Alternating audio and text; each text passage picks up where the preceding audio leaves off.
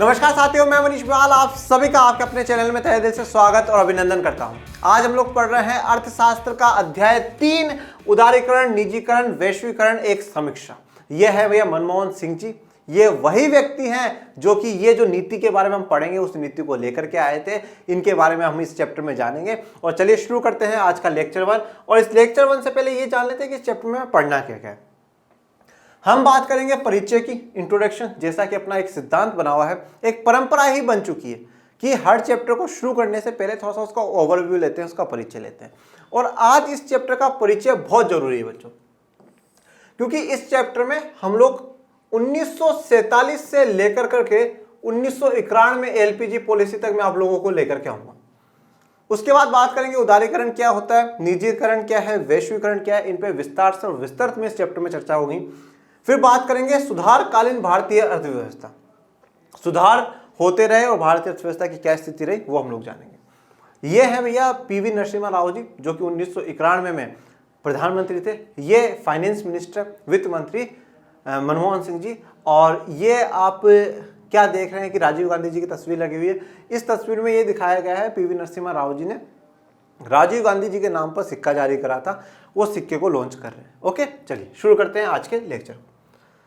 आज हम लोग पढ़ेंगे परिचय या इंट्रोडक्शन। देखिए, परिचय या इंट्रोडक्शन इस चैप्टर का सबसे पहले तो उदारीकरण, निजीकरण, वैश्वीकरण को आप लोगों को समझने से पहले थोड़ा सा पीछे आना पड़ेगा। पीछे आने का तो यूं नहीं है ठीक है, थोड़ा सा कहानी में पीछे चलना पड़ेगा। कहानी में पीछे चलते हुए हम एक एक चीज को थोड़ा सा लिंक करेंगे। सबसे पहले आप लोगों को ये चीज समझ में आ जानी चाहिए कि 1947 को जब भारत आजाद हुआ तो भारत ने एक अर्थव्यवस्था को अपनाया, जिस अर्थव्यवस्था का नाम था मिश्रित अर्थव्यवस्था। क्या नाम था? मिश्रित अर्थव्यवस्था, या जिसे हम लोग इंग्लिश में कहते हैं बच्चों मिक्स्ड इकोनॉमी। पर सवाल ये आता है कि मिक्स्ड इकोनॉमी क्या होती है। इस मिक्स्ड इकोनॉमी जो है, मिक्स्ड का मतलब जैसे आपको नाम से पता चल रहा है, जो मिश्रण हो, मिलावट हो, जिसमें मतलब मिली हुई हो, मिलावट नहीं। दो विचारधाराएं चला करती थी पूरी दुनिया में, एक थी पूंजीवाद और एक थी बच्चों समाजवाद। ये दो विचारधाराएं। पूंजीवाद का अर्थ ये होता था कि जहां पर ज्यादा से ज्यादा उत्पादन के जो क्षेत्र हैं उस पर ज्यादा से ज्यादा जो कंट्रोल हो वो प्राइवेट सेक्टर का हो। उत्पादन के कारक मैं आपको बता देता हूं, फैक्टर्स ऑफ प्रोडक्शन मैं आपको बता देता हूं। उत्पादन के कारक, इसमें जैसे आ जाता है भूमि, श्रम,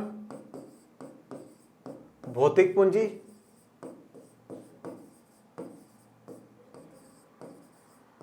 और मानव पूंजी। ये चार आ जाते हैं। इन सब पे जो स्वामित्व, जो मालिकाना हक होगा वो किसका होगा? एक प्राइवेट व्यक्ति का या एक प्राइवेट की कंपनी का। वो पूंजीवाद कहता है। पूंजीवाद में एक बात और ध्यान रखनी है कि सरकार का कम से कम हस्तक्षेप होता है। सरकार सिर्फ टैक्स लेती है और बाकी जो पूरा कंट्रोल होता है वो मार्केट में होता है, बाजार में होता है, कि बाजार में लोग कितनी मांग कर रहे हैं ये लोग सप्लाई करेंगे। ठीक है, सब कुछ पूरा का पूरा मार्केट के हिसाब से चलता है, तो वो कहलाता है पूंजीवाद। समाजवाद क्या है? जहां पर समाज के लिए काम करे, और समाज के लिए काम, समाज कल्याण का जो काम है वो सिर्फ और सिर्फ सरकार ही कर सकती है। तो यहां पर उत्पादन के जितने भी कारक हैं, फैक्टर्स ऑफ प्रोडक्शन है, वो सारे के सारे सरकार के अधीन होंगे। सरकार अपने हिसाब से काम करवाएगी, सरकार अपने हिसाब से उत्पादन करवाएगी। वो समाजवाद है। उस समय जब हम आजाद होते हैं तो शीत युद्ध का दौर चल रहा था 1945 से 1991 में। शीत युद्ध का दौर चलता है 1945 से 1991 में तक। पूंजीवाद जो है अमेरिका का विचारधारा थी, और समाजवाद थी वो सोवियत संघ या आज के मौजूदा रूस को हम लोग कह सकते हैं। तो ये अमेरिका की विचारधारा थी, ये सोवियत संघ या रूस की विचारधारा थी। और इन दोनों के बीच में क्या चल रहा था? शीत युद्ध चल रहा था। पूरी दुनिया उस समय दो गुटों में, दो भागों में बटी हुई थी। या तो लोग पूंजीवाद को अपना रहे हैं या समाजवाद को अपना रहे हैं। परंतु भारत ने क्या करा? भारत ना पूंजीवाद की तरफ गया, ना भारत समाजवाद की तरफ गया। भारत ने एक नई अर्थव्यवस्था लॉन्च करी जिसको कहा गया मिश्रित अर्थव्यवस्था या मिक्स्ड इकोनॉमी। उसमें कहा गया कि सरकार उन उद्योगों को बढ़ावा देगी जो कि निजी क्षेत्र नहीं कर सकता, और सरकार समाज कल्याण के लिए उन जगह पे काम करेगी।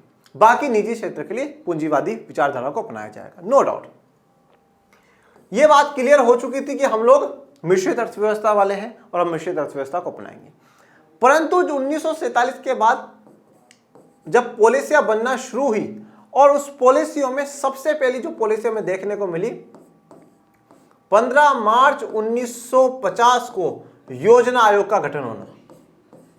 योजना आयोग का गठन होना, योजना आयोग बनाया गया और योजना आयोग का मुख्य काम यही था पंचवर्षीय योजनाओं पर काम करना, 5 ईयर प्लान, पंचवर्षीय योजनाओं पर काम करना, कि हम 5 साल के लिए एक प्लान डिसाइड करेंगे कि आने वाले 5 साल में इतना खेती का विकास करना है, इतना पैसा उद्योगों पे लगाना है, इतना पैसा हमें सेवा क्षेत्र पे लगाना है। 5 वर्षों की एक प्लानिंग रखी जाएगी, वो 5 ईयर प्लान हुआ। ये 5 ईयर जो प्लान अपनाया गया था वो अपनाया गया था सोवियत संघ से, या सोवियत यूनियन जिसे कहते हैं वहां से। सोवियत संघ से ये प्लान अपनाया गया तो पहली बात तो ये समझ में आ गई कि कहीं ना कहीं भारत का जो झुकाव है वो समाजवाद की तरफ है, कि भारत ने सोवियत संघ की विचारधारा को अपनाया, 5 ईयर प्लान को अपनाया। परंतु भारत हमेशा से ये कहता रहा कि हम अगर पूंजीवाद में से कुछ अच्छा मिलेगा तो हम पूंजीवाद में से भी लेंगे, और कुछ अच्छा समाजवाद में से मिलेगा तो हम समाजवाद में से भी लेंगे। वही समाजवाद में से अच्छा लेते हुए उन्होंने 5 ईयर प्लान और पंचवर्षीय योजनाएं अपनाई, जो कि आप लास्ट चैप्टर्स में भी पढ़ चुके हैं। पंचवर्षीय योजनाओं को सरकार ने अपनाया, जो कि समाजवाद का प्रतीक था। दूसरी बात हम लोगों को यह देखने को मिली, सरकार ने प्राइवेट कंपनी चलाने के लिए लाइसेंस जो है उस प्रक्रिया को काफी हद तक बहुत मुश्किल या बहुत कठिन सरकार ने बना दिया।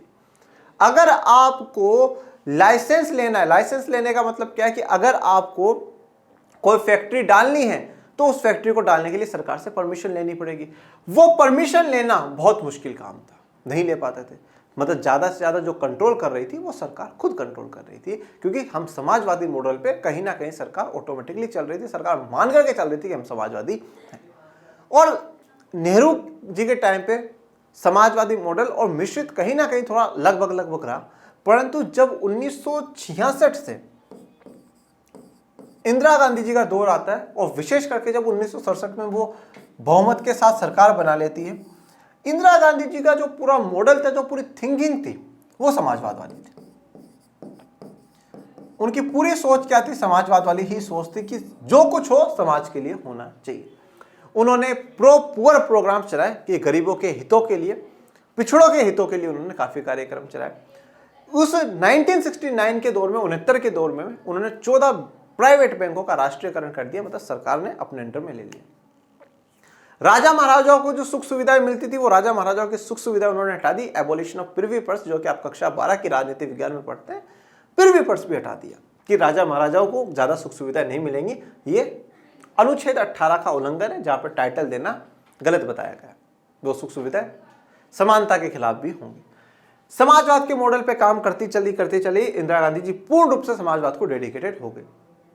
इस दौर में, इस समय में उन उद्योगपतियों को या उन पूंजीपतियों को काफी समस्या हुई जो कि अपने उद्योग लगाना चाहते थे।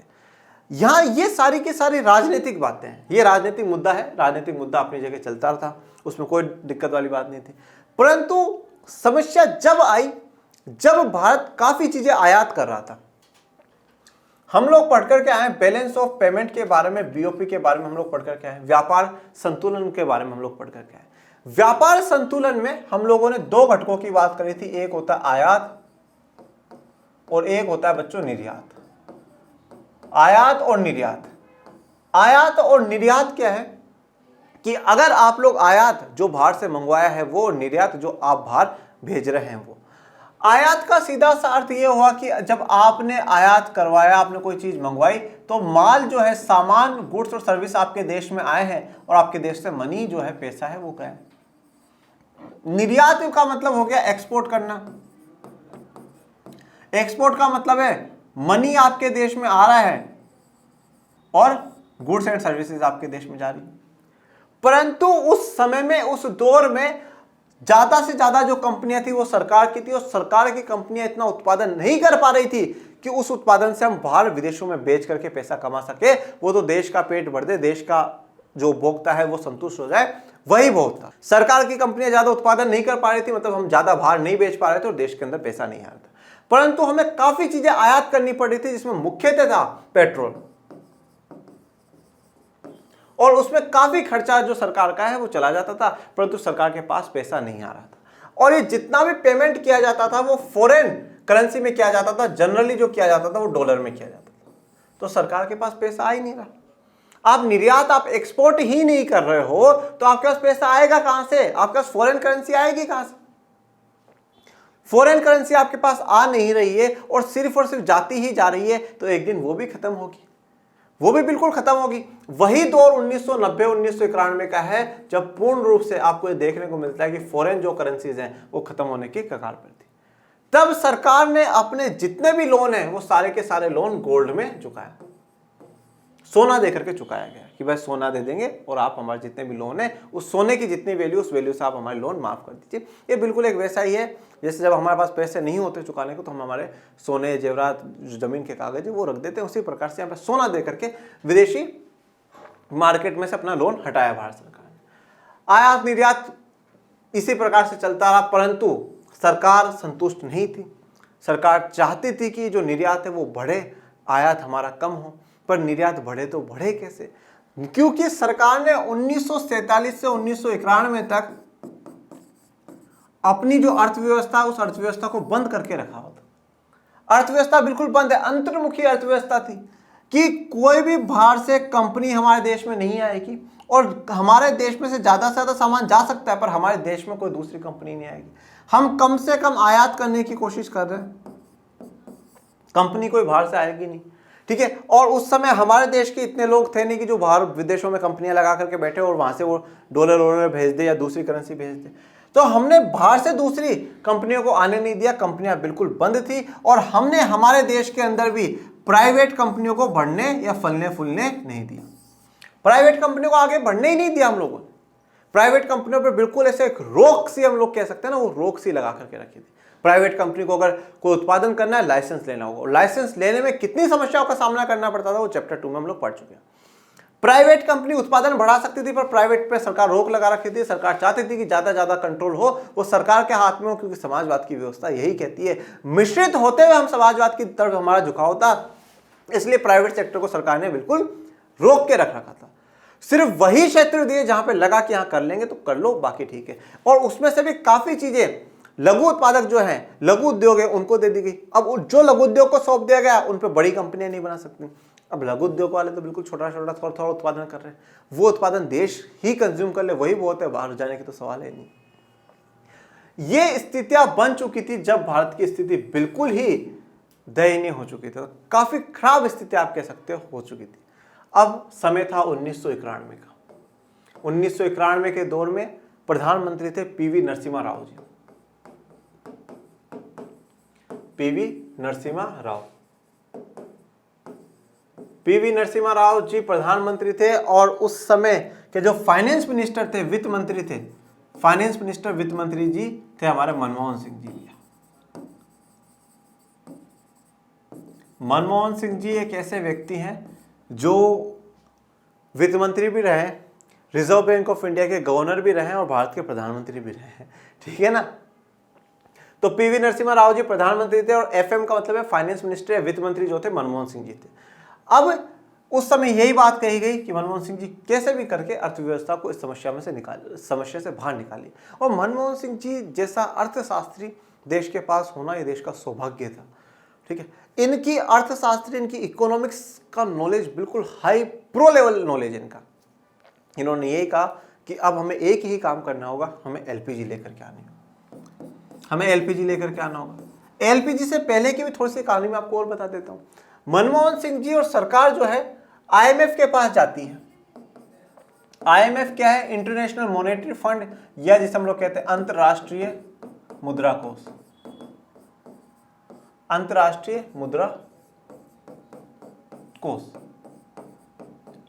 मुद्रा कोष आईएमएफ में जाती है। आईएमएफ में क्यों गए?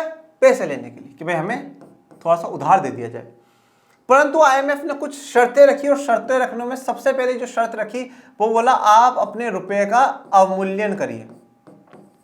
बोले रुपए का अवमूल्यन करना है? बोले ठीक है, मैं बताऊंगा अवमूल्यन क्या होता है। दूसरा उन्होंने कहा कि आप अपनी नीतियों को उदार करिए। बोले ठीक है। तीसरा बोला आप निजी क्षेत्र को बढ़ावा दीजिए। बोले ठीक है। और फिर इन सबसे तो जो वैश्वीकरण है वो होगा। कुछ ऐसी मुख्य शर्तें आईएमएफ ने, अंतर्राष्ट्रीय मुद्रा कोष ने सरकार के सामने रखी। सरकार ने उन चीजों को माना। सबसे पहले हम समझते हैं कि रुपए का अवमूल्यन क्या होता है। रुपए का अवमूल्यन उदारीकरण, निजीकरण और वैश्वीकरण। इस उदारीकरण, निजीकरण और वैश्वीकरण को हम लोग क्या कहते हैं? एलपीजी कहते हैं। LPG, liberalisation, privatisation, globalisation.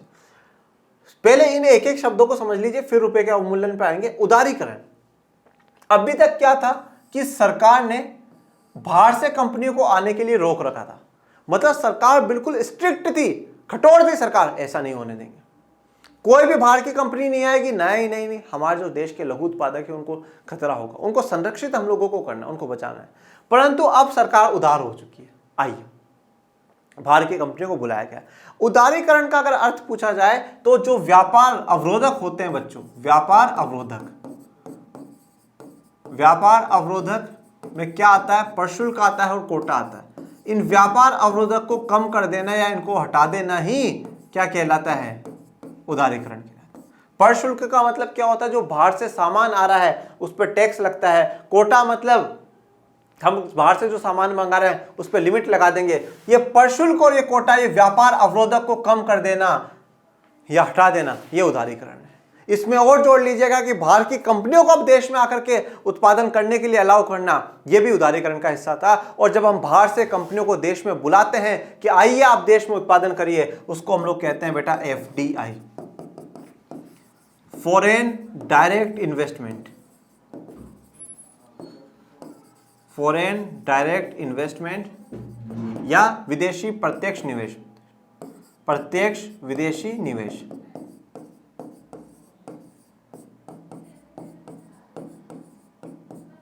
Okay, FDI foreign direct investment या प्रत्यक्ष विदेशी निवेश। इसमें क्या होता है कि बाहर की जो कंपनियां वो हमारे देश में आएंगी, अपनी फैक्ट्री लगाएंगी, उत्पादन करेंगी और उत्पादन कर करके देश की GDP को बढ़ाएंगी। FDI लाना, प्रशुल्क कोटा को हटाना, यही क्या कहलाता है? उदारीकरण कहलाता है। निजीकरण का या प्राइवेटाइजेशन का मतलब तो वैसे आप सभी जानते ही हो बच्चों, ऐसी कोई दिक्कत वाली बात नहीं है। जब सरकार के जितने भी सेक्टर्स हैं, सरकार के जो सेक्टर्स हैं वो ज्यादा कर क्या कर दिया जाए? प्राइवेट को सौंप दिए जाए, तो वो क्या कहलाता है? निजीकरण कहलाता है।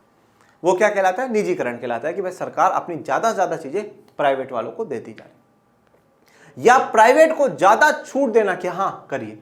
लाइसेंसिंग जो सिस्टम है, लाइसेंसिंग सिस्टम और इंस्पेक्टर राज खत्म करना, ये क्या है? निजीकरण है। कि भाई आपको लाइसेंस नहीं चाहिए, लगाओ ना फैक्ट्री यार, कुछ डिपार्टमेंट छोड़ करके बाकी सब में लगाओ तुम फैक्ट्री। खेल कूद का सामान बनाना, लगाओ फैक्ट्री। टोमेटो सॉस बनाना, लगाओ फैक्ट्री। पूछो मैं सरकार से, ये 3-4 सामान है, ये कुछ सामान है, इनमें हमसे पूछ लेना। जैसे कि भाई कोई मिलिट्री का सामान बना रहे हो या और कोई सामान है, उनमें पूछना। बाकी तो तुम जिसको जो फैक्ट्री लगानी लगाओ, कोई इंस्पेक्टर राज नहीं, कोई लाइसेंस राज नहीं, जिसको जो लगाना है वो लगाइए। वो निजीकरण में आ जाता है। और अब बाहर का सामान हमारे देश में आएगा, हमारा सामान बाहर के देशों में जाएगा, हमारी कंपनियां विदेशों में जाएगी और बाहर की कंपनियां हमारे देशों में जब आएगी तो पूरा विश्व एक होगा। इसको क्या कहा जाता है? वैश्वीकरण कहा जाता है, ग्लोबलाइजेशन कहा जाता है। ग्लोबलाइजेशन की सबसे पहले जो टर्म दी थी वो एडम स्मिथ ने दी थी। तो वैश्वीकरण की बात हुई कि उदारीकरण, निजीकरण, वैश्वीकरण को अपनाइए और सरकार ने उन चीजों को अपनाया। अब हम लोग समझते हैं कि रुपये का अवमूल्यन क्या होता है। देखिए, आपने बहुत सी बार सुना होगा कि रुपये की इतनी वैल्यू गिर गई, ठीक है। अब भी हाल फिलहाल आज की तारीख को मैं बता रहा हूं, डॉलर से अगर हम लोग तुलना करते हैं तो 81 रुपए से ज्यादा, मतलब अगर आपको $1 खरीदना हो, $1 खरीदना हो तो 81 रुपए आपको चुकाने होंगे, ठीक है। $1 आपको खरीदना तो 81 रुपए चुकाना। मजबूत, हम बोलेंगे रुपया मजबूत हो रहा है। मजबूत होने का मतलब यह है कि $1 75 पे आ जाए, मजबूत हो गया पहले की तुलना। $1 60 रुपए पर आ जाए, हम कहेंगे मजबूत हो गया, ठीक है। $1 40 पर आ जाए, हम कहेंगे मजबूत हो गया। आप कहोगे सर वैल्यू गिरती जा रही है और आप कह रहे हो मजबूत हो रहा है। भैया बात ऐसी है, यहां पर आप $1 के लिए 81 रुपए दे रहे थे, अब आप $1 के लिए 40 रुपए दे रहे हो, मतलब डॉलर की और रुपए की वैल्यू आ रही है ना, पास पास में आ रही है। डॉलर की और रुपए की वैल्यू पास पास में आ रही है। आप $1 के लिए कम पैसा पे कर रहे हो, कम रुपया पे कर रहे हो, मतलब रुपया की क्या है? वैल्यू है, वो बढ़ चुकी है, वो वैल्यू बढ़ चुकी है। और पहले 70 था, अब 80 हुआ, अब 81 हो गया, 82 पहुंच रहा है, मतलब वैल्यू की कीमत घट रही है। $1 की तुलना में आपको ज्यादा रुपया आपको देना पड़ रहा है। मतलब ज्यादा रुपया आप दे रहे हो, मतलब डॉलर जो रुपया है वो कमजोर हो रहा है, डॉलर मजबूत होता जा रहा है। तो ये जब इस प्रकार से होता है तब तो क्या है कि मार्केट फोर्सेस के कारण हो रहा है, परंतु सरकार खुद पे खुद भी क्या है कभी कभार रुपए की वैल्यू गिरा देती है। जैसे कि फॉर एग्जांपल अगर अभी $1 है की कीमत मान लीजिए से 40 रुपए है, ठीक है, $1 की कीमत 40 रुपए, उसको गिरा करके, ठीक है, उसको गिरा दिया गया और उसको गिरा करके उसको कमजोर कर दिया गया रुपए को, मतलब लीजिए 50 कर दिया, 60 कर दिया। 50 या 60 जब सरकार ने ऑटोमेटिकली कर दिया, उस समय मनमोहन जी की सरकार जब थी, नरसिम्हा राव जी की सरकार 20% तक रुपए की वैल्यू गिराएगी। अब ये रुपए की वैल्यू गिराई क्यों गई है? रुपए की वैल्यू क्यों गिराई गई है? क्योंकि आप यहां पर भारत आओगे तो आप $1 के बदले ज्यादा पैसे एक्सचेंज कर सकते हो। जैसे कि फॉर एग्जांपल मैं एक उद्योगपति हूं, मैं भारत में इन्वेस्ट करना चाहता हूं, मैं $100 लेकर के आया हूं, पहले 40 रुपए कीमत थी तो मुझे 4,000 रुपए मिल रहे हैं यहाँ पे इंडियन करेंसी में, पर सरकार ने बोला 40 नहीं है भैया 60 है, आ जाओ 6,000 रुपए, अब आपको 6,000 रुपए मिल रहे हैं। मतलब कोई भी उद्योगपति यहाँ पर आ रहा है वो उसको फायदा हो रहा है, फायदा है, ज्यादा पैसा वहां इंडिया का मिल जाएगा और इंडिया का पैसा फिर इंडिया के लोगों में जो रोजगार में फैक्ट्री लगाने में उन्हीं में दे देंगे। तो सरकार ने 20% जो है रुपए की जो वैल्यू है वो गिरा दी, इसको अवमूल्यन या इंग्लिश में कहा जाता है डिवैल्यूएशन। ये डिवैल्यूएशन करा सरकार ने, खुद के रुपए की, खुद की करेंसी की जो है वो वैल्यू सरकार ने गिराई। सरकार ने वैल्यू गिराई और सरकार ने उदारीकरण, निजीकरण, वैश्वीकरण की जो नीति है उस नीति को सरकार ने अपनाया और वह नीति ही थी बेटा, उस नीति के कारण ही भारत की जो अर्थव्यवस्था वो वापस से मजबूत बन पाई। और एक बात और ध्यान रखिएगा, ये 1991 का वो दौर है जब पूरी दुनिया में काफी घटनाएं हो रही हैं, सोवियत संघ टूट रहा है, सोवियत संघ का विघटन हो रहा है, अमेरिका पूरी दुनिया को पूंजीवादी बनाने की कोशिश कर रहा है, पूरी दुनिया के जितने भी समाजवादी साम्यवादी देश थे उनको धाराशायी करने की कोशिश में अमेरिका लगा हुआ था, ठीक है, परंतु भारत ने अलग प्रकार से, अलग तरीके से भारत चला और भारत की एकता को, अखंडता को भी बनाए रखा और भारत में जो अर्थव्यवस्था है उसको भी सुधार करा। इसलिए मनमोहन जी को भारत आज तक भी याद करता है। भारत का में अगर आप अर्थशास्त्र में अगर देखेंगे तो भारत को आप 2 फेजेस में डिवाइड कर सकते हो, आप 3 में ही कर सकते हो, मैं ये कह सकता हूं। और मैं 3 में भी नहीं, मैं 4 में बता दूं आप लोगों को। 4 में पहला आप कहो बिफोर कॉलोनियल रूल, जब उपनिवेश आने से, अंग्रेजों के भारत आने से पहले का भारत आप देखिए, उसके बाद यहां तक, यहां और जब तक कॉलोनियल रूल चला वहां तक का देखिए, मतलब जब से ब्रिटिशर्स आए वो और जब हम आजाद हुए वो। 2, तीसरा 1991 से पहले का, जब आप ये कह सकते हो कि भारत के पास मिक्स्ड इकोनॉमी थी पर झुकाव किधर था, सोशलिस्ट इकोनॉमी या समाजवादी को।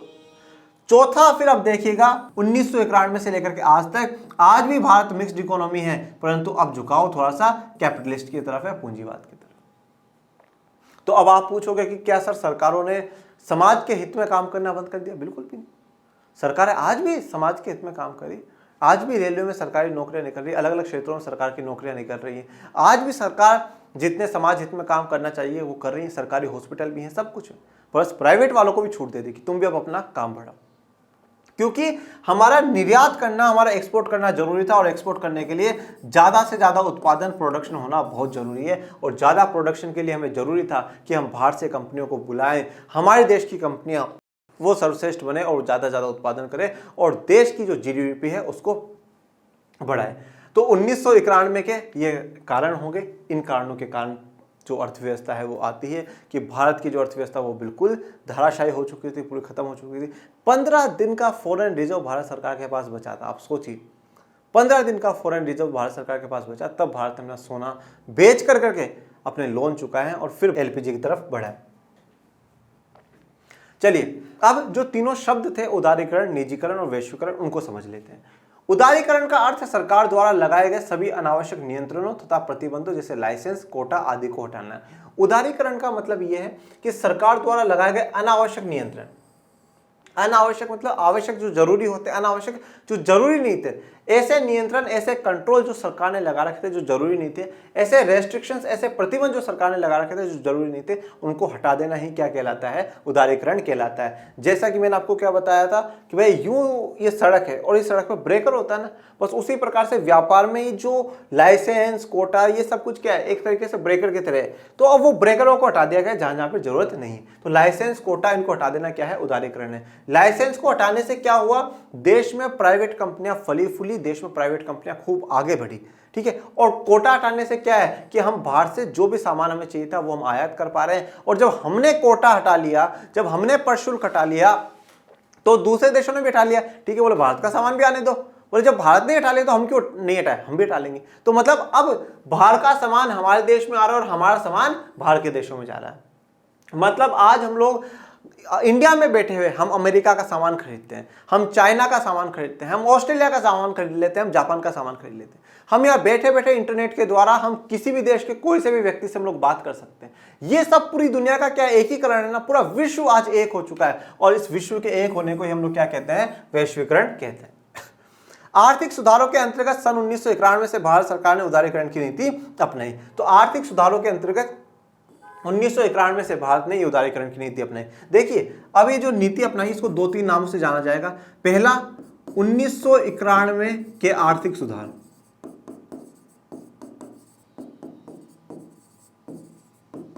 ओके। दूसरा इसको कहा जाता है आर्थिक सुधार नीति,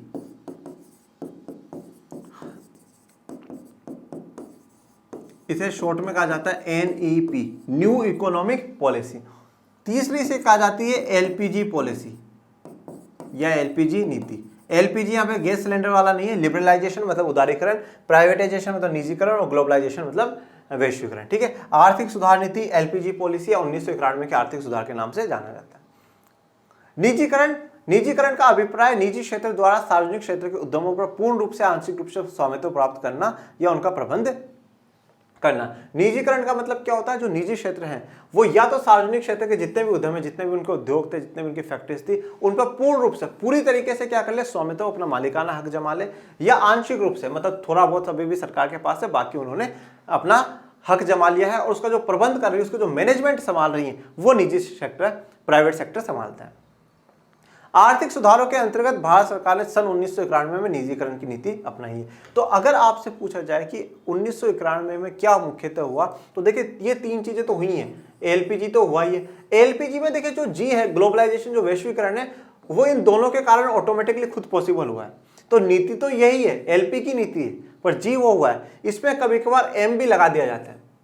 मार्केटिज्म, मार्केटिज्म या मार्केटाइजेशन बोलते हैं, बाजारीकरण, ठीक है। मतलब सब कुछ अब बाजार पे छोड़ दिया। अब सरकार कंट्रोल नहीं कर रही, बाजार, लोग मांग कर रहे, उस हिसाब से सप्लाई करो। हम फर्स्ट चैप्टर में पढ़ करके आए कि कितना बनाए, कैसे बनाए, किसके वितरित करें, ये सारी समस्या। तो अब सब कुछ क्या है? बाजार पे, मार्केट पे छोड़ दिया गया था। तो इसलिए इसको क्या कहा जाता है? मार्केटिज्म भी कहा जाता है।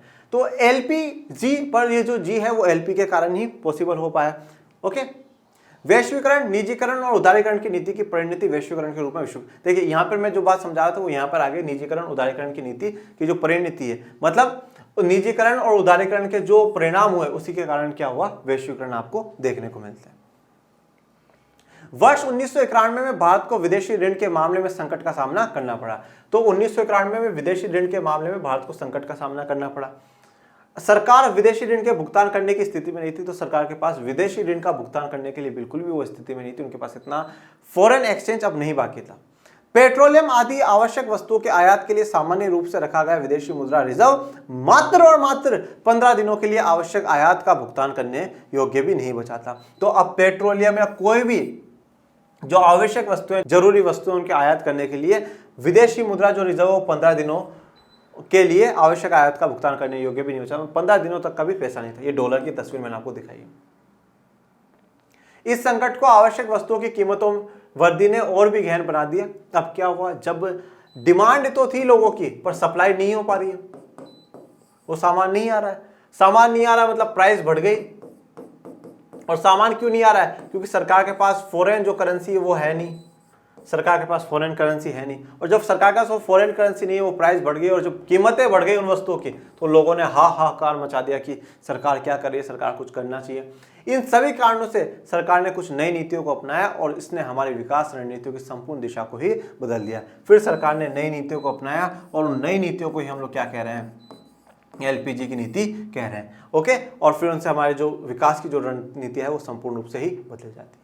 ठीक है, तो आज के लिए हम लोग इतना ही। आज मैंने आपको बेसिक इस चैप्टर का जो है वो पूरा बता दिया है। अब नेक्स्ट चैप्टर में, नेक्स्ट लेक्चर में जो हम लोग पढ़ेंगे उसकी पूरी पृष्ठभूमि और अच्छे से जानेंगे कि सरकार किस प्रकार से आगे मूव करती है। फिर एक एक टॉपिक को पढ़ेंगे, उदारीकरण, निजीकरण, वैश्वीकरण को, और फिर फाइनली भारत का कितना सुधार इन अर्थव्यवस्था से हुआ या नहीं हुआ, वो सब कुछ जानेंगे। आपको आज का लेक्चर कैसा लगा जरूर कमेंट बॉक्स में बताइएगा, और पढ़ते रहे, आगे बढ़ते रहे। मिलेंगे नेक्स्ट लेक्चर में, तब तक के लिए थैंक यू सो मच। जय हिंद, जय भारत।